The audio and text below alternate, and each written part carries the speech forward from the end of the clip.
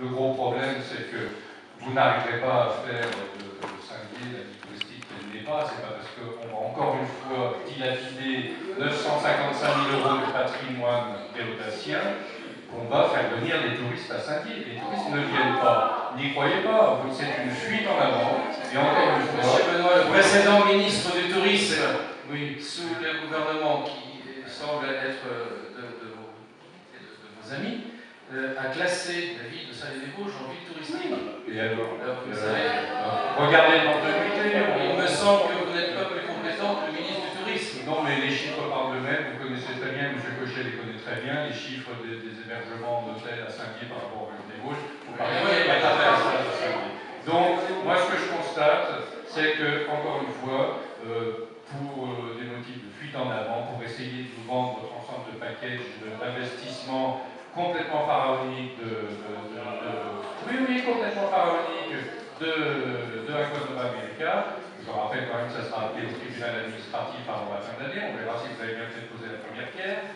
Eh bien, vous êtes en train de liquider le patrimoine, pour continuer à liquider le patrimoine déodacien. Et c'est normal parce que vous avez moins d'argent pour financer ce que vous projetez pour les 25 années des générations à venir. Donc, effectivement, M. Mangin a beaucoup travaillé dans ce camping, quoique vous en décriviez des choses qui sont quand même totalement normales. Il réussit par ailleurs. Il faut bien comprendre où sont les raisons de la non-fréquentation de Saint-Dié. Certainement pas dans l'image que vous montrez là. Il réussit non pas par ailleurs, mais ailleurs. Alors, Monsieur Bourdon.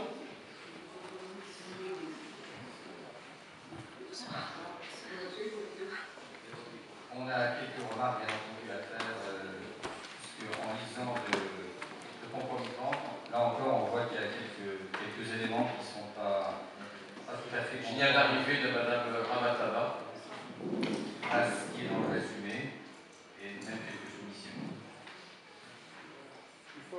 Je voudrais rappeler que le coût d'acquisition est certes de 955 000 €, mais comme la ville de Saint-Dié est toujours généreuse avec ses partenaires privés, il faut tout de suite déduire les 350 000 € de viabilisation que le contrat prévoit. Donc on n'est plus à 955 000, on est maintenant à 600 000 €. Pour être rassuré, je vais rassurer mon collègue qui vient de parler, l'acquéreur a décidé de déposer 200 € de provision pour les frais de dossier. Je te rassure, c'est dans le contrat. Je voudrais quand même revenir sur les conditions de cette affaire. On a effectivement suspendu la concession de M. Mangin et on nous apprend donc qu'il y a un appel d'offres qui a été lancé le 22 février. Mais la ville est chanceuse puisque ce monsieur dont j'ai pas retenu le nom passait par là, il ne gère pas les campings, mais il est tombé sur cet appel d'offres. La décision de ne plus concéder le camping et de le vendre a été prise rapidement puisqu'on nous apprend que dès le 2 mars, les domaines avaient évalué le terrain. 22 février, je ne sais plus si c'était 28 ou 29 jours, ça fait quand même une très courte durée pour lancer un appel d'offres. On apprend également, et ça on va le voter aujourd'hui, que dans le contrat, le terrain serait déjà du domaine privé, mais il est du domaine public, alors que le contrat a été signé avant notre décision. Ensuite, on apprend que le terrain est raccordé au réseau d'assainissement. Alors c'est un réseau suspendu, je pense, puisque les gens qui habitent avant et ceux qui habitent après ne sont pas raccordés.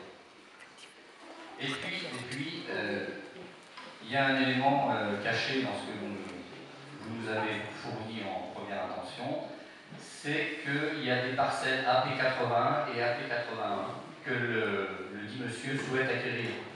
Pouvez-vous me dire à quoi correspondent ces parcelles, s'il vous plaît?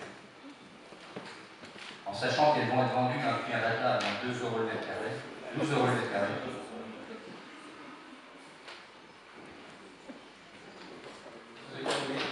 Pour l'instant. Merci.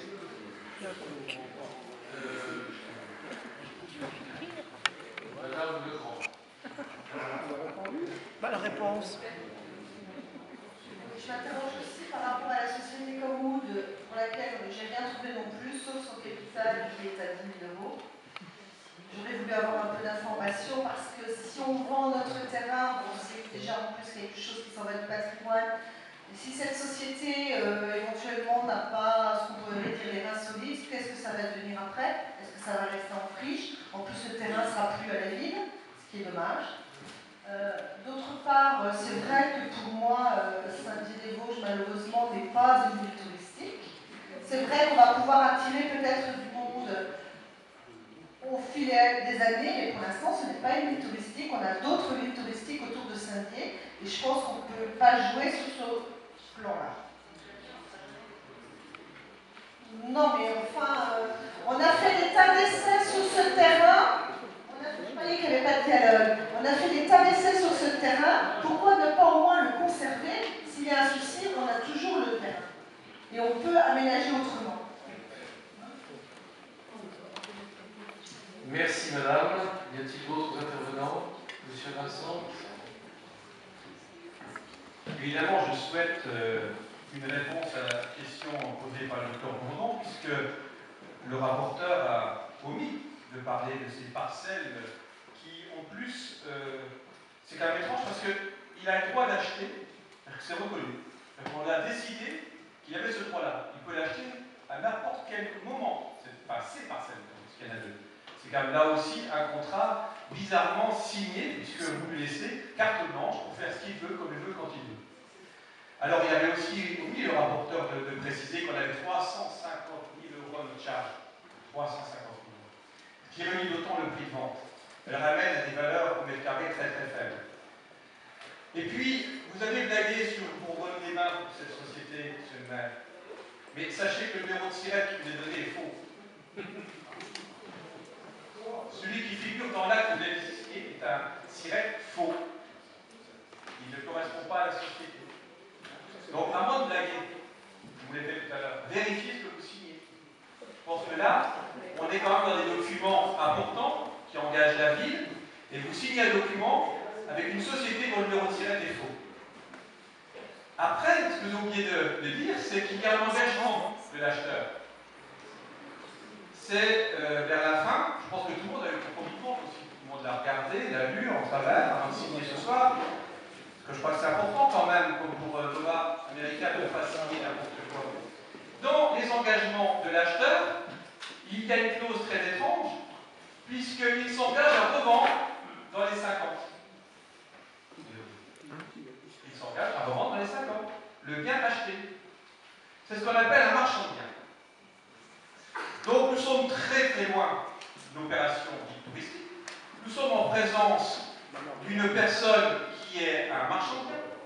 D'ailleurs, j'ai son CV, c'est vrai qu'il a un CV tout à fait remarquable. J'ai pu le croiser plusieurs fois, monsieur le maire, dans différentes conférences. C'est vrai que c'est quelqu'un de très brillant, l'acheteur. Ça, c'est vrai. Vous avez trouvé quelqu'un de très brillant. En l'occurrence, ici, il essaye de faire une bonne affaire et il va réaliser une bonne affaire grâce au doute à vous, puisqu'on brade un terrain, on lui laisse l'opportunité d'acheter 2 autres, on va voir lesquels, parce que on va demander à Maître Leroy qui nous donne le détail des parcelles. C'est important, parce que Maître Leroy est très précis sur les parcelles. On en a un souvenir ici même.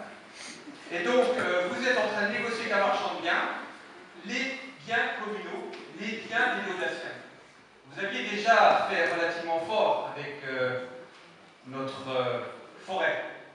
Mais là, c'était avec Réseau Ferré de France. Mais cette fois-ci, vous bradez le patrimoine des Laudaciens avec un marchand de biens. Je pense qu'on est dans l'escalade.